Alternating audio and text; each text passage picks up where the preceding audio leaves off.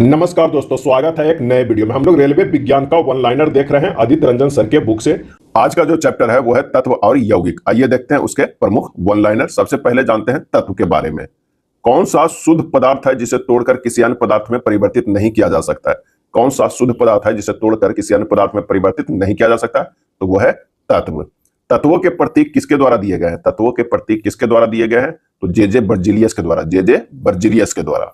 किसी तत्व के सबसे छोटे कणों को कहा जाता है, किसी तत्व के सबसे छोटे कणों को कहा जाता है परमाणु कहा जाता है। अब तक कितने तत्वों के बारे में ज्ञात है? 118 तत्वों के बारे में अब तक जो है ज्ञात है। कितना? 118 तत्वों के बारे में। 118 ज्ञात तत्वों में से कितने प्रकृति में पाए जाते हैं? प्रकृति में कितने पाए जाते हैं? 92 पाए जाते हैं। कितना? 92। पृथ्वी की भूपर पट्टी में तत्वों का क्रम क्या है? तो वो जो है वो गैर धातु सबसे ज्यादा, उसके बाद SI धातु यानी सिलिकॉन, फिर एल्यूमिनियम धातु, उसके बाद Fe लोहा है। पृथ्वी की भूपर पट्टी में तत्वों के क्रम है वो सबसे ज्यादा, फिर SI, फिर Al, फिर Fe है। पृथ्वी की भूपर पट्टी पर तत्वों का अगर क्रम देखा जाए तो वो जो है 46.6% है। उसके बाद सिलिकॉन है 28%, उसके बाद एल्यूमिनियम है 8.1%, उसके बाद कैल्शियम है 3.5%, उसके बाद सोडियम है 3%। मानव शरीर में तत्वों का क्रम की अगर हम बात करते हैं तो ऑक्सीजन, उसके बाद कार्बन, उसके बाद हाइड्रोजन, उसके बाद नाइट्रोजन, उसके बाद जो होता है वो अधातु में, ये सब अधातु में था, और Ca जो कैल्शियम है वो धातु में। यानी सबसे ज्यादा ये क्रम जो है वो काफी इंपॉर्टेंट है। वो greater than C, greater than H, greater than N, greater than Ca। कौन से तत्व ट्रेस तत्व कहलाते हैं? ट्रेस तत्व कहलाते हैं तो शरीर के लिए आवश्यक सूक्ष्म खनिज जैसे लोहा, तांबा, मैग्नीज, क्रोमियम, ये सब जो है वो ट्रेस तत्व कहलाते हैं। अधिकतम तत्व किस अवस्था में पाए जाते हैं? अधिकतम तत्व जो किस अवस्था में पाए जाते हैं? तो ठोस अवस्था में पाए जाते हैं। कितने तत्व सामान्य तापमान पर गैसीय अवस्था में पाए जाते हैं? कितने तत्व है जो सामान्य तापमान पर गैसीय अवस्था में पाए जाते हैं? तो 11 तत्व जो है वो गैसीय अवस्था में पाए जाते हैं। और कितने तत्व सामान्य तापमान पर तरल अवस्था में पाए जाते हैं? तो वो है 2, पारा और ब्रोमीन। क्या है? पारा और ब्रोमीन है। सर्वाधिक विद्युत धनात्मक तत्व कौन सा है? सर्वाधिक विद्युत धनात्मक तत्व कौन सा है? तो वह है फ्रांसियम। सबसे प्रसिद्ध विद्युत धनात्मक तत्व कौन सा है? तो वह है सीजियम। विद्युत धनात्मक तत्व सबसे प्रसिद्ध है वो है सीजियम। कौन से तत्व हथेली पर पिघलता है? कौन से तत्व हथेली पर पिघलता है? तो गैलियम पिघल जाता है, सीजियम पिघल जाता है, और पोटेशियम जो है वो हथेली पर पिघल जाता है। जीवित मानव शरीर में कौन सा तत्व सबसे कम पाया जाता है? जीवित मानव शरीर में तो मैग्नीज जो है वो सबसे कम पाया जाता है। लेमिनेरिया जो समुद्री घास है, कौन सा तत्व पाया जाता है उसमें? तो उसमें आयोडीन पाया जाता है, आयोडीन पाया जाता है। चांदी के चम्मच में अंडा खाना इसलिए वर्जित है क्योंकि चांदी के अंडे में मौजूद सल्फर तत्व के साथ प्रक्रिया करती है। चांदी के चम्मच में अंडा खाना इसलिए वर्जित है कि चांदी जो है वो अंडे में मौजूद सल्फर तत्व के साथ प्रक्रिया करती है। नेक्स्ट है, चांदी के चम्मच के अंडा खाने में काली हो जाती है क्योंकि चांदी अंडे में मौजूद सल्फर तत्व के साथ प्रक्रिया करती है। ये दोनों एक ही जैसा है, वो किस तरह पूछा जा सकता है उसका एक ही आंसर होगा। सबसे भारी गैसीय तत्व कौन सा है? तो वो रेडॉन जो है वो सबसे भारी गैसीय तत्व है। वह कौन सा तत्व है जिसकी सबसे बाहरी कक्षा में 18 इलेक्ट्रॉन होते हैं? सबसे बाहरी कक्षा में 18 इलेक्ट्रॉन होता है तो वो होता है PD, पैलेडियम। क्या है? पैलेडियम। किस तत्व को सफेद सोना कहा जाता है? किस तत्व को जो है सफेद सोना कहा जाता है? तो वो है प्लेटिनम, PT। किस तत्व को एडम का उत्प्रेरक भी कहा जाता है? एडम का उत्प्रेरक भी कहा जाता है तो प्लेटिनम को, PT को। सबसे कठोर धातु कौन सी है? तो टंगस्टन। सबसे कठोर धातु जो है वो टंगस्टन है। कौन सा तत्व मुक्त अवस्था में पाया जाता है? मुक्त अवस्था में पाया जाता है वो है एल्यूमिनियम। क्या है? एल्यूमिनियम। किस तत्व को सार्वभौम तत्व कहा जाता है? सार्वभौम तत्व कहा जाता है वो है कार्बन को। क्या है? कार्बन को। कठोर स्टील में कौन सा तत्व मिलाया जाता है? कठोर स्टील में कौन सा तत्व मिलाया जाता है? तो वो है कार्बन। क्या है? कार्बन। कार्बन का कौन सा प्रूफ फुटबॉल के आकार में व्यवस्थित होता है? कार्बन का कौन सा प्रूफ जो है फुटबॉल के आकार में व्यवस्थित होता है? वो है फ्लोरीन, C16। क्या है? C16।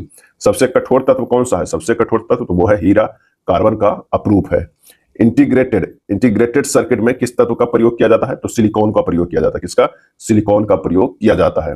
अबारा या भटका हुआ तत्व किसे कहा जाता है? अबारा या भटका हुआ तत्व कहा जाता है हाइड्रोजन के। आश्चर्य तत्व के नाम से किसे जाना जाता है? आश्चर्य तत्व के नाम से किसे जाना जाता है? तो टाइटेनियम के, Ti के।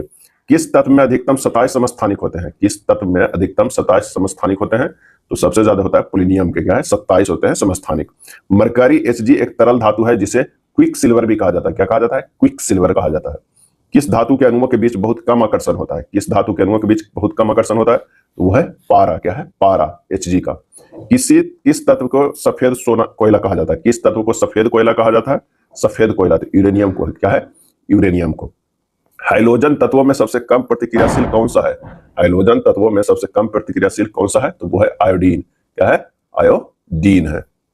हाइड्रोजन तत्वों में सबसे अधिक सक्रिय कौन है? हाइड्रोजन तत्वों में सबसे अधिक सक्रिय तो वह है फ्लोरीन। क्या है? फ्लोरीन है। कौन सी धातु जिसका गलनांक बिंदु एवं क्वथनांक बिंदु सबसे अधिक होता है? कौन सा धातु जिसका गलनांक बिंदु एवं क्वथनांक बिंदु सबसे अधिक होता है? तो वह है हीरा, कार्बन का ठोस रूप। साइकिल के रिम को कोटिंग करके जंग रोधी बनाने के लिए किस तत्व का उपयोग किया जाता है? साइकिल के रिम को कोटिंग करके जंग रोधी बनाने के लिए किस तत्व का उपयोग किया जाता है? तो वह है क्रोमियम का। क्रोमियम का। लोहे को जंग रोधी बनाने के लिए कौन सा तत्व मिलाया जाता है? तो क्रोमियम मिलाया जाता है। क्रोमियम। लोहे की किसकी उपस्थिति में जंग लग सकता है? तो वह ऑक्सीजन और जल की उपस्थिति में जो है वो जंग लग सकता है। लोहे में जंग लगने को कहते हैं ऑक्सीकरण। ये ऑक्सीकरण है जो है लोहे में जंग लगना, ऑक्सीकरण। लोहे को जंग से बचाने के लिए किस तत्व का उपयोग किया जाता है? तो जिंक कोटिंग। क्या है? जिंक कोटिंग करके। आयरन Fe को कठोर बनाने के लिए कौन सा तत्व मिलाया जाता है? आयरन को और कठोर बनाने के लिए कौन सा तत्व मिलाया जाता है? तो वह है कार्बन। क्या है? कार्बन। लोहे का कौन सा अधिकतम अशुद्ध रूप है? लोहे का कौन सा अधिकतम अशुद्ध रूप है? तो वह कच्चा लोहा, लगभग 2 से 5%। लोहे का सबसे शुद्धतम रूप कौन सा है? लोहे का सबसे शुद्धतम रूप तो वो है गढ़ा लोहा यानी ढलवा लोहा, 0.12 से 0.25%। समानता बेसमेर विधि द्वारा बनाई गई मिश्र धातु कौन सा है? बेसमेर विधि द्वारा बनाई गई मिश्र धातु कौन सी है? तो वो है स्टील। स्टील को नरम करने की प्रक्रिया को क्या कहा जाता है? स्टील को नरम करने की प्रक्रिया को क्या कहा जाता है? तो एनीलिंग। क्या है? एनीलिंग। कौन सा स्टील जंग नहीं खाता क्योंकि इसमें कार्बन की मात्रा लगभग 11 से 15% होती है? तो वह है स्टेनलेस स्टील। क्या है? Stainless steel. कौन से पोषक तत्व वायुमंडल तथा मृदा जल से प्राप्त होते हैं? वायुमंडल तथा मृदा जल से प्राप्त होते हैं तो वह है हाइड्रोजन, कार्बन तथा ऑक्सीजन। जो पोषक तत्व वातावरण से प्राप्त नहीं हो सकते हैं किससे प्राप्त होते हैं? तो जैविक या रासायनिक उर्वरक से। जैविक एवं रासायनिक उर्वरक से। अब आइए धातु के बारे में जान लेते हैं। किसमें त्याग द्वारा धनायन बनाने की प्रवृत्ति होती है? किसमें जो है वो त्याग द्वारा धनायन बनाने की प्रवृत्ति होती है? तो वो है धातु में। क्या है? धातु में। किन तत्वों की सबसे बाहरी कक्षा में 1, 2 और 3 इलेक्ट्रॉन होते हैं? तो वो है धातु के। धातु के बाहरी कक्षा में 1, 2 और 3 इलेक्ट्रॉन होते हैं। कौन से तत्व हैं जो अम्ल के साथ क्रिया करके हाइड्रोजन गैस छोड़ते हैं? अम्ल के साथ क्रिया करके हाइड्रोजन गैस छोड़ते हैं तो वो है धातु। उदाहरण अम्ल प्लस धातु लवण बनाते हैं और हाइड्रोजन गैस को छोड़ते हैं। कौन से तत्व है जो क्षार के साथ क्रिया करके हाइड्रोजन गैस छोड़ते हैं? तो वो है धातु। क्षार प्लस धातु लवण बनाते हैं प्लस हाइड्रोजन गैस H2 बाहर निकलते हैं। धातुओं के प्रमुख भौतिक गुण कौन कौन सा है? धातुओं के प्रमुख भौतिक गुण कौन कौन सा है? तो एक तो कठोरता है, मतलब चाकू से काटा या खरोचा ना जा सकेगा। चमकदार है, तन्यता है, तार में ढालना ही तन्यता है। आघात वर्धनता है, चादर में ढलना। भंगुरता है, छोटे टुकड़ों में टूटना है। सबसे अधिक तन्यता वाली धातु क्या है? सबसे अधिक तन्यता वाली धातु क्या है? मैंने तार ढालने में तो वो है सोना। क्या है? सोना। कुछ ठोस पदार्थों को पीटने पर वो एक पतली चादर में परिवर्तित हो जाते हैं। ऐसे पदार्थ अविनाशी होते हुए कहलाते हैं क्या है? आघात वर्धनीय धातु, जैसे सोना, चांदी, तांबा आदि।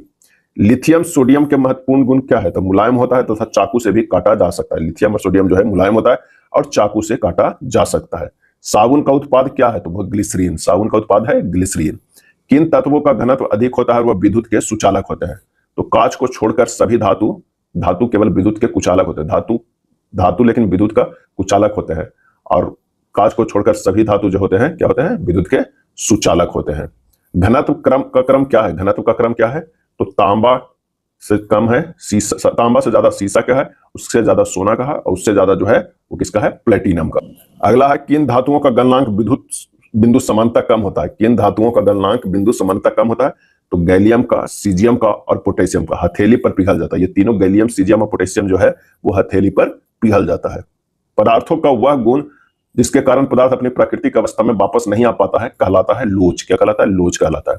कौन सी धातु विद्युत की कुचालक होती है? विद्युत की कुचालक होती है तो मरकरी, Hg और सीसा जो है वो धातु होते हुए भी विद्युत के कुचालक होती है। कौन सी धातु विद्युत की अच्छी सुचालक होती है? तो चांदी सबसे अच्छी सुचालक होती है, उसके बाद कॉपर होती है। कौन से यौगिक समानता क्षारीय होता है? तो धातुओं के ऑक्साइड। क्या है? धातुओं के ऑक्साइड। मिट्टी के तेल में रखी जाने वाली धातु कौन सी है? मिट्टी के तेल में रखी जाने वाली धातु कौन सी है? तो LiKNa एवं CS है, क्योंकि ये धातु जल और वायु के साथ अति क्रियाशील होते हैं। लिथियम, पोटेशियम, सोडियम ये सब जो है वो और सीजियम जो है अधिक क्रियाशील होते हैं। वह धातु कौन सी है जिसका गलनांक एवं क्वथनांक उच्चतम होता है? गलनांक एवं क्वथनांक तो वह है टंगस्टन W का। मानव द्वारा प्रयोग की जाने वाली पहली धातु कौन सी थी? मानव द्वारा प्रयोग की जाने वाली पहली धातु कौन सी थी? तो वह है तांबा। मनुष्य द्वारा सबसे अधिक उपयोग की जाने वाली धातु कौन सी है? तो वह है लोहा। क्या है? लोहा। मानव शरीर में कौन सी धातु सबसे अधिक मात्रा में पाई जाती है? तो ऑक्सीजन, O2। पृथ्वी की भूपर पट्टी पर धातुओं के क्रम है aluminium greater than ferrous greater दम जो है वो कैल्शियम, उसके बाद सेड क्या है सोडियम, यानी एल्युमिनियम सबसे ज्यादा, उसके बाद लोहा, उसके बाद जो है वो कैल्शियम, उसके बाद जो है सोडियम। सबसे हल्की अधातु कौन सी है? सबसे हल्की जो अधातु है वो है लिथियम है। क्या है? लिथियम है। चलिए अगला है, सबसे भारी धातु कौन सी है? सबसे भारी धातु कौन सी है? तो वो है ऑसियम। ऑसियम। कौन सी धातु तरल अवस्था में पाई जाती है? पारा। पारा जो है तरल अवस्था में। कौन सी केवल तरल धातु है जो किसी अन्य पदार्थ को अपने में घोलकर मिश्रण अमलगम बनाती है? एक धातु है जो अन्य पदार्थों को अपने में घोलकर अमलगम बनाती है, तो वो है पारा यानी Hg। चांदी के बाद सबसे अघुलनशील धातु है वो है सोना। क्या है? सोना। सोडियम और मैग्नीशियम की खोज किसने की? सोडियम और मैग्नीशियम की खोज तो हम्फ्री डेवी ने। हम्फ्री डेवी ने। पोटेशियम और कैल्शियम की खोज किसने की? पोटेशियम और कैल्शियम के तो हम्फ्री डेवी ने। यानी सोडियम, मैग्नीशियम, पोटेशियम, कैल्शियम की खोज हम्फ्री डेवी ने किया है। कौन सी रासायनिक अभिक्रिया धातुओं को प्रगतिशीलता प्रतिक्रियाशीलता का प्रमाण देती है? कौन सी रासायनिक अभिक्रिया धातुओं को प्रतिक्रियाशीलता का प्रमाण देती है? तो है विस्थापन अभिक्रिया। जैसे उदाहरण ए, धातु ए प्लस धातु बी जो लवण विलयन है, धातु बी प्लस धातु ए लवण विलयन है। प्रतिक्रियाशीलता श्रृंखला में नीचे जाने पर किसी तत्व की प्रतिक्रियाशीलता जो है वो क्या होती है? कम हो जाती है। क्या होती है? कम होती है। धातुओं की प्रतिक्रियाशीलता क्या होगा? तो सबसे ज्यादा के का, उसके बाद Na का, फिर Ca का, फिर Mg का, फिर Al का, फिर Zn का, फिर Fe का, फिर Pb का, फिर Cu का। एकदम इसे याद कर लीजिए, ये काफी जो है वो क्या है? इंपॉर्टेंट है, ये वेरी वेरी इंपॉर्टेंट है। अब इसे याद कर लीजिए, K greater than Na greater than Ca greater than Mg greater than Al greater than Zn greater than Fe greater than Pb greater than Cu। अगला है, कौन सी धातुएं सबसे कम प्रतिक्रियाशील धातुएं हैं और इन्हें उत्कृष्ट धातु के रूप में भी जाना जाता है? तो वो है सोना, चांदी और तांबा। सोना चांदी का ऑक्सीजन के साथ अभिक्रिया करने पर क्या प्रभाव पड़ता है? तो कोई अभिक्रिया नहीं होता। क्या है? कोई अभिक्रिया नहीं होता है। चांदी की वस्तुएं कुछ दिनों तक खुली रखने पर काली हो जाती है, क्योंकि चांदी पर सल्फर धातु के साथ अभिक्रिया करके सिल्वर सल्फाइड बनाती है। क्या? सिल्वर सल्फाइड बनाती है। कौन सी धातु अपने सतह पर ऑक्साइड की पतली परत बनाती है जब वायु के साथ अभिक्रिया करती है? तो मैग्नीशियम, एल्युमिनियम, जिंक और लेड। कौन सी धातु प्रकृति में मुक्त अवस्था में पाई जाती है? तो सोना और प्लेटिनम। सोना और प्लेटिनम। एल्युमिनियम एल की सतह पर उसके ऑक्साइड की परत का बनना क्या कहलाता है? एल्युमिनियम की सतह पर उसके ऑक्साइड की परत का बनना क्या कहलाता है? तो एनोडाइजिंग कहते हैं। क्या है? एनोडाइजिंग। भोजन को टीन एसएन से लेपित किया जाता है, जिंक जेडेन से नहीं, क्योंकि जिंक जेडेन भोजन में मौजूद कार्बनिक अम्ल के साथ जो है वो प्रतिक्रिया करता है। अब आइए देखते हैं अधातु के बारे में। वे तत्व जो इलेक्ट्रॉन ग्रहण कर ऋणायन बनाता है अधातु कहलाता है। अधातु। किस तत्व के ऑक्साइड अम्लीय होते हैं? किस तत्व के ऑक्साइड अम्लीय होते हैं? तो अधातु के। किस तत्व की बाहरी कक्षा में समानता 5, 6 और 7 इलेक्ट्रॉन होते हैं? तो वो है अधातु के। क्या है? अधातु के। अधातुओं के प्रमुख भौतिक गुण कौन कौन से नहीं है? तो वो है कठोरता, चाकू से काटा या क्रोचा ना जा सके, चमकदार, तन्यता, तार में ढालना, आघात वर्धनता, सीट में ढालना, भंगुरता, छोटे छोटे टुकड़ों में। ये सब जो भौतिक गुण नहीं है अधातु के। कौन से तत्व समानता ठोस एवं गैसीय अवस्था में होते हैं? कौन सा तत्व जो है वो समानता जो है ठोस एवं गैसीय अवस्था में होते हैं? तो वो है अधातु। तरल अवस्था में पाई जाने वाले अधातु कौन है? ब्रोमीन। ब्रोमीन ऐसा जो है वो अधातु है और वो तरल अवस्था में पाया जाता है। कौन से तत्व विद्युत के कुचालक हैं? कौन से तत्व जो है विद्युत के कुचालक है? अधातु, सिवाय ग्रेफाइट के जो विद्युत का सुचालक है। ग्रेफाइट जो है अधातु होते हुए भी विद्युत का सुचालक है, बाकी सभी जो है अधातु वो विद्युत के कुचालक होते हैं। कौन से तत्व भंगुर होते हैं? कौन से तत्व भंगुर होते हैं? तो वह है अधातु, सिवाय ग्रेफाइट और आयोडीन। धातु और अधातु में मुख्य अंतर क्या है? तो धातु का घनत्व और क्वथनांक बिंदु तन्य शक्ति धातु की तुलना में जो है वो कम होती है। अब देखते हैं फास्फोरस पी के बारे में। फास्फोरस तत्व पी। कौन सा फास्फोरस पी पीली रोशनी में जलता है, इसलिए इसे यह भी कहा जाता है पीला फास्फोरस कहा जाता है। क्या? पीला फास्फोरस। पीला फास्फोरस अस्थिर क्यों होता है? क्योंकि यह 40 डिग्री सेल्सियस पर स्वचालित रूप से जलता है। क्या है? स्वचालित रूप से जलता है। और सबसे जो होता है अस्थिर यानी स्टेबल फास्फोरस, वो कौन सा फास्फोरस होता है? तो वो होता है काला फास्फोरस। क्या है?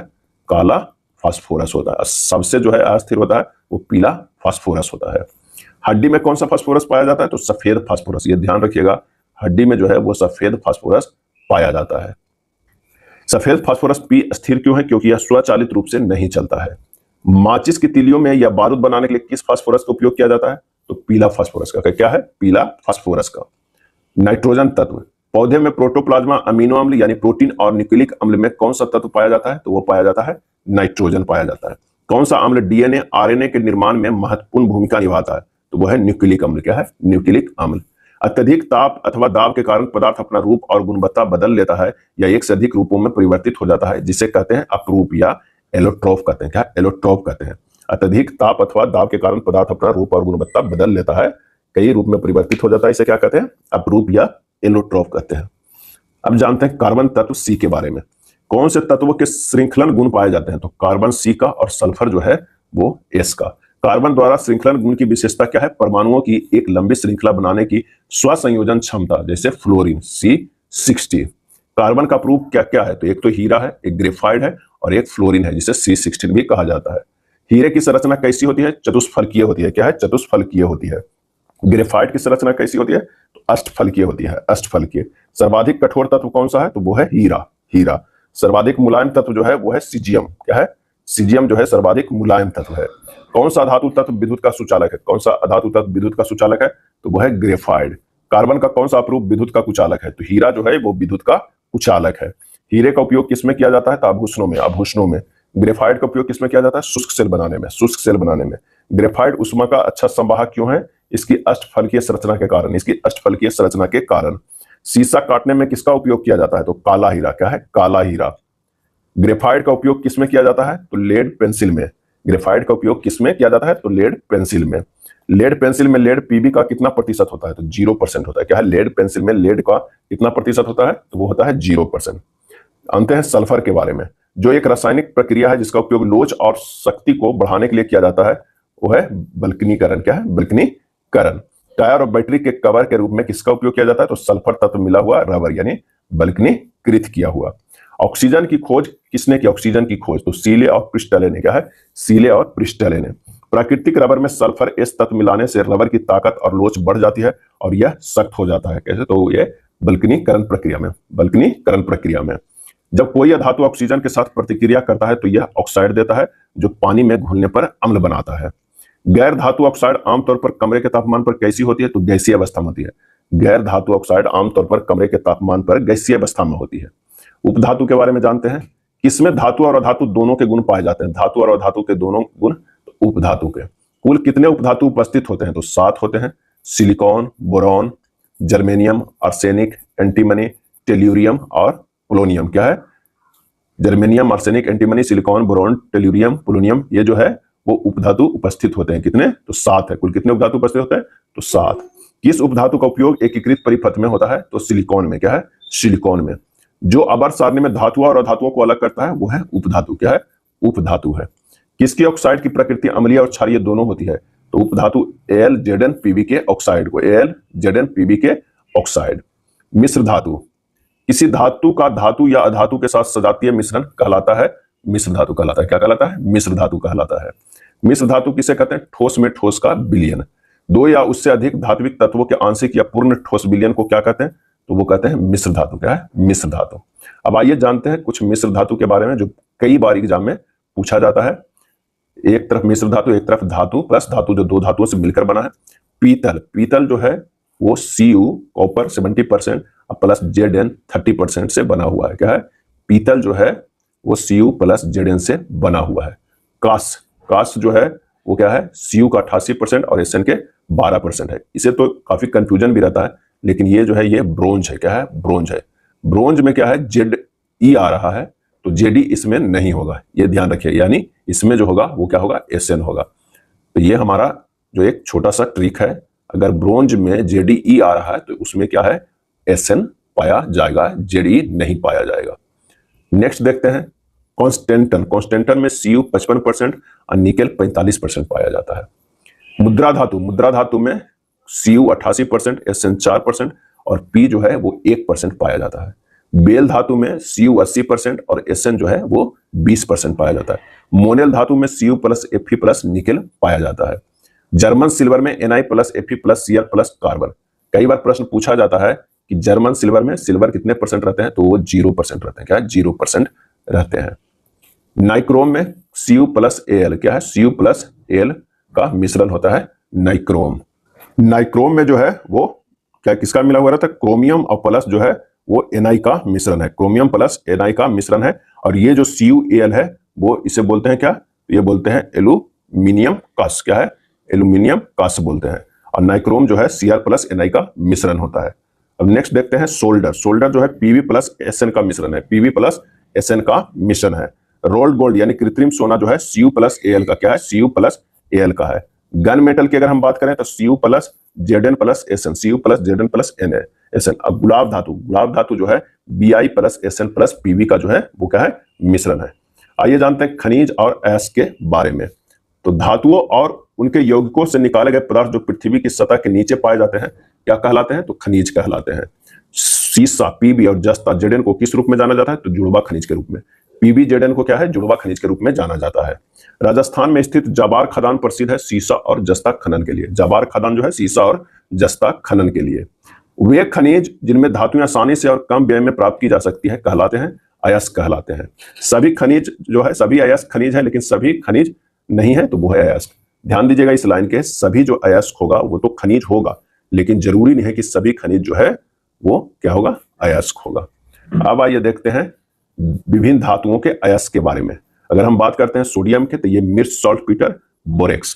पोटेशियम की बात करते हैं तो नाइट सॉल्ट पीटर जो है इसके अयस्क है। एल्यूमिनियम के कौन कौन अयस्क है, तो बॉक्साइड, फेल्डस्पार, कोरेंडम, क्रेओलाइट क्या है, ये सब अयस्क है। कैल्शियम की बात करें तो डोलामाइट, जिप्सम, चूना पत्थर ये सभी कैल्शियम के अयस्क है। मरकरी की बात करें तो सिनेबार इसके अयस्क है। लेड के, पीबी के, गैलेना इसके अयस्क है। मैग्नीज के जो है इसके अयस्क है। पायरोलुसाइड क्या है, पायरोलुसाइड। आयरन एफी के हैं, हेमेटाइट, मैग्नेटाइट और सीडेराइट जो है आयरन के, ये सब अयस्क है। कॉपर की बात करें तो क्यूपराइट जो है इसके प्रमुख अयस्क है। अब धातुओं का पृथक्करण के बारे में जान लेते हैं। उच्च प्रतिक्रियाशीलता वाली धातुओं जैसे मैग्नीशियम, कैल्शियम, सोडियम आदि को किस प्रक्रिया द्वारा शुद्ध पिघले हुए अयस्क से निकाला जाता है, तो वह है इलेक्ट्रोलाइसिस प्रक्रिया। वह प्रक्रिया जिसमें धातु के अयस्क को ऑक्सीजन की अनुपस्थिति या सीमित आपूर्ति में उच्च तापमान तक गर्म किया जाता है, उसे कहते हैं कैल्सिनेशन प्रक्रिया। ZnCO को ZnO प्लस CO में तोड़ना, यह है कैल्सिनेशन प्रक्रिया। वह प्रक्रिया जिसमें अयस्क को हवा या ऑक्सीजन की अतिरिक्त आपूर्ति की उपस्थिति में गलनांक से कम तापमान पर लगातार गर्म किया जाता है, उसे कहते हैं रोस्टिंग प्रक्रिया। क्या है, रोस्टिंग प्रक्रिया कहते हैं। अब आइए जानते हैं यौगिक के बारे में। जब दो से अधिक तत्वों को एक निश्चित अनुपात में मिलाया जाता है तो एक यौगिक बनता है। क्या बनता है, यौगिक बनता है। मानव शरीर में यौगिकों का जो क्रम है वो है H2O greater than protein greater than वसा ग्रेटर देन कार्बोहाइड्रेट। यानी मानव शरीर में यौगिक सबसे ज्यादा H2 है, उसके बाद प्रोटीन है, उसके बाद वसा है, उसके बाद कार्बोहाइड्रेट है। गन पाउडर बारूद की खोज किया था रोजर बेकन ने। कोयला, गंधक, सोरा के मिश्रण से क्या प्राप्त होता है, तो बारूद प्राप्त होता है कोयला, गंधक और सोरा के मिश्रण से। साल्ट पीटर या सोरा जो है वो KNO3 है, पोटेशियम नाइट्रेट है, पोटेशियम नाइट्रेट। चाक, चूना पत्थर, संगमरमर किस यौगिक से बना है, तो वो बना है CaCO3 यानी कैल्शियम कार्बोनेट से बना है। मोती का मुख्य घटक कौन है, मोती का मुख्य घटक कौन सा यौगिक है, तो CaCO3 है, कैल्शियम कार्बोनेट है। अंडे का छिलका किस यौगिक से बना होता है, तो CaCO3 से, कैल्शियम कार्बोनेट से बना होता है। सिल्वर आयोडाइड AgI का उपयोग किसके लिए किया जाता है, AgI का उपयोग कृत्रिम वर्षा के लिए किया जाता है। सिल्वर नाइट्रेट AgNO2 का कहा जाता है लूनर कास्टिक। क्या है, lunar caustic. Silver nitrate AgNO2 का उपयोग किया जाता है मतदाताओं की उंगलियों पर निशान लगाने के लिए, मतदाताओं की उंगलियों पर निशान लगाने के लिए। कांच पर लिखने के लिए किस यौगिक का उपयोग किया जाता है, कांच पर लिखने के लिए किस यौगिक का उपयोग किया जाता है, क्योंकि यह कांच में क्या है, घुलनशील है, तो वह हाइड्रोफ्लोरिक एसिड। काफी इंपॉर्टेंट ये है कि कांच पर लिखने के लिए जो उपयोग किया जाता है वो किसका किया जाता है, HF से। क्या है, HF से जो है वो लिखिएगा तो वहां पर वो गड्ढा जैसा होता रहेगा और उस पर वो लिखा जाएगा। चलिए, सोडियम थायोसल्फेट Na2H2O3 किस यौगिक का रासायनिक नाम है, तो वो है हाइपो।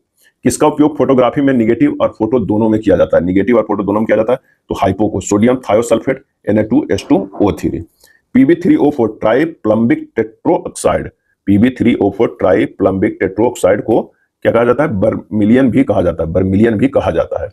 कौन सा यौगिक समानता क्षारीय होता है, क्या है, क्षारीय होता है, तो धातुओं के ऑक्साइड जो है समानता क्षारीय होते हैं। कौन सा यौगिक समानता अम्लीय होते हैं, तो अधातुओं के ऑक्साइड जो है वो अम्लीय होते हैं और धातुओं के ऑक्साइड जो है क्षारीय, अधातुओं के अम्लीय।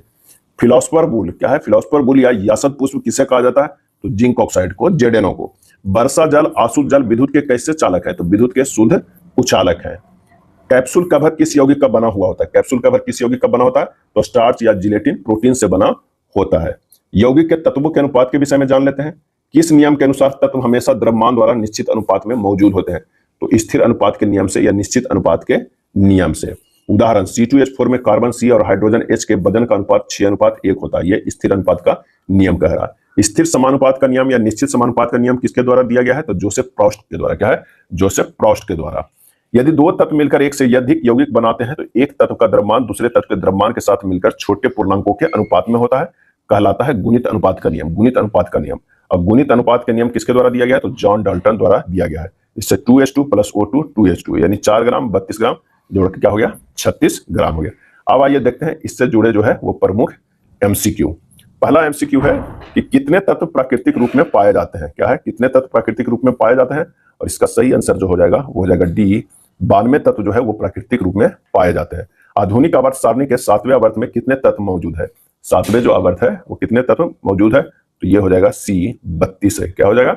ये 32 है। निम्नलिखित मानव शरीर में सबसे प्रचुर मात्रा में पाए जाने वाला तत्व क्या है? प्रचुर मात्रा में पाए जाने वाला तत्व कौन सा है? तो इसका आंसर जो हो जाएगा वो है ऑक्सीजन, प्रचुर मात्रा में पाया जाता है। कौन सा रसायन वायुमंडल में ओजोन परत को खराब करने के लिए जाना जाता है? ओजोन परत को खराब करने के लिए जाना जाता है। इसका सही जवाब हो जाएगा CFCS। क्या है? CFCS, chlorofluorocarbon. निम्नलिखित में किस तत्व के गुण क्रमशः इको सिलिकॉन, इको बोरान और इको एल्युमिनियम के समान है? और इसका जो आंसर हो जाएगा वो हो जाएगा कौन सा? तो वो है जर्मेनियम, स्कैंडियम और गैलियम। जर्मेनियम, स्कैंडियम और गैलियम है। उन बुनियादी आवश्यकताओं को पहचान करें जिन्होंने वैज्ञानिकों को तत्वों के वर्गीकरण की ओर प्रेरित किया है। तो वो है कौन सा? तत्वों के विभिन्न गुणों में कुछ पैटर्न की पहचान करना। आंसर जो सिर्फ हो जाएगा बी। कौन सबसे अधिक विद्युत धनात्मक तत्व है? विद्युत धनात्मक तत्व है जो कौन सा सबसे अधिक? तो वो है सीजियम। क्या है? CS है। किस तत्व का प्रभावी परमाणु आवेश सबसे अधिक होता है? सबसे अधिक होता है तो वो होगा फ्लोरीन का। क्या है? फ्लोरीन का प्रभावी परमाणु आवेश सबसे अधिक फ्लोरीन के। कार्बन द्वारा दर्शाया गया श्रृंखलन गुण निम्नलिखित में से किस गुण को संदर्भित करता है? और इसका सही आंसर हो जाएगा वह है परमाणुओं की एक लंबी श्रृंखला बनाने की स्वसंयोजन क्षमता। पहचाना जाने वाला पहला फ्लोरीन था और इसका जवाब हो जाएगा C16। क्या था? C16 था। रासायनिक प्रतीक P का जो अर्थ है वो है पोटेशियम। क्या है? पोटेशियम है। रासायनिक प्रतीक जो है P का अर्थ है पोटेशियम है और इसका जो है परमाणु क्रमांक जो होता है 19 होता है और परमाणु द्रव्यमान की बात किया जाए तो 39.098 होता है। क्या है? 8 होता है। अगला है किस तत्व में इलेक्ट्रॉनों को आकर्षित करने की प्रवृत्ति सबसे अधिक होती है? सही जवाब हो जाएगा फ्लोरीन का। क्या है? फ्लोरीन का। कौन सा तत्व प्रकृति में सबसे अधिक धात्विक है? कौन सा तत्व जो है सबसे अधिक है? तो वो है CS का। क्या है? सीजियम जो है वो सबसे अधिक क्या है? तो वो धात्विक है। नीचे दिए गए कथनों पर विचार करें और सही उत्तर को पहचानें। प्रतिक्रियाशीलता श्रृंखला में ऊपर की धातुएं बहुत प्रतिक्रियाशील होती है। कथन 2 है प्रतिक्रियाशीलता श्रृंखला में ऊपर की धातुओं को इलेक्ट्रोलाइटिक कमी द्वारा उनके यौगिकों से प्राप्त किया जा सकता है। सही आंसर हो जाएगा कि दोनों कथन सही है। निम्नलिखित में कौन सा धातु कमरे के तापमान पर तरल होती है? धातु की बात पूछ रहा है तो यहां पर हो जाएगा पारा। क्या है? पारा। अधातु के बारे में पूछता तो वो हो जाता ब्रोमीन, Br हो जाता। किस तत्व में अधात्विक गुण होते हैं? किस तत्व में अधात्विक गुण होते हैं? आंसर हो जाएगा B, Cl, क्लोरीन। कांसा खाली स्थान की मिश्र धातु है। कांसा, तो इसका आंसर हो जाएगा वो कौन सा हो जाएगा? कांसा का इंग्लिश जो होता है वो क्या होता है? ब्रोंज होता है। ब्रोंज। अब ब्रोंज में Zn नहीं होगा, क्या हो? Sn होगा। तो 17 का जो हमारा आंसर हो जाएगा वो C हो जाएगा। कौन सा तांबा और जस्ता का मिश्र धातु है? तांबा और जस्ता का मिश्र धातु है और इसका सही आंसर हो जाएगा B, 18 के B हो जाएगा पीतल। कौन सी धातु चांदी की तुलना में कम प्रतिक्रियाशील है? इसका जवाब हो जाएगा B, Fe। क्या है? Fe। अधातुओं के ऑक्साइड खाली स्थान प्रकृति के होते हैं। सही जवाब हो जाएगा अम्लीय। अधातुओं के ऑक्साइड जो है अम्लीय होते हैं और धातुओं के ऑक्साइड जो होते हैं वो कैसे होते हैं? तो वो होते हैं क्षारीय। क्या है? क्षारीय। कौन सी धातु तनु हाइड्रोक्लोरिक एसिड से हाइड्रोजन गैस मुक्त करने में सक्षम है? सही जवाब हो जाएगा वो है D, Pb। निम्नलिखित तत्वों में से अर्ध धातुओं का सही जोड़ा का चयन करें। अर्ध धातुओं का सही जोड़ा का चयन करें। आंसर हो जाएगा सिलिकॉन और जर्मेनियम। सिलिकॉन और जर्मेनियम। सामान्य तौर पर धातुओं के ऑक्साइड प्रकृति में खाली स्थान होते हैं और वो होते हैं क्षारीय। क्या है? क्षारीय। स्पैलराइट निम्नलिखित में से किस धातु का अयस्क है? स्पैलराइट। सही जवाब हो जाएगा C, जिंक होगा। सहसंयोजक यौगिक है। सहसंयोजक यौगिक है तो वह गलनांक और क्वथनांक कम होता है। आबंधन परमाणुओं में इलेक्ट्रॉनों की साझेदारी से बनाते हैं। विद्युत के कुचालक होते हैं। तो यानी सभी विकल्प। निम्नलिखित में से किस रासायनिक यौगिक को संगमरमर के नाम से जाना जाता है? किस रासायनिक यौगिक को संगमरमर के नाम से जाना जाता है? सही आंसर हो जाएगा A, कैल्शियम कार्बोनेट के। क्या है? कैल्शियम कार्बोनेट के। यह था केमिस्ट्री के चैप्टर 2। अगर वीडियो अच्छा लगा हो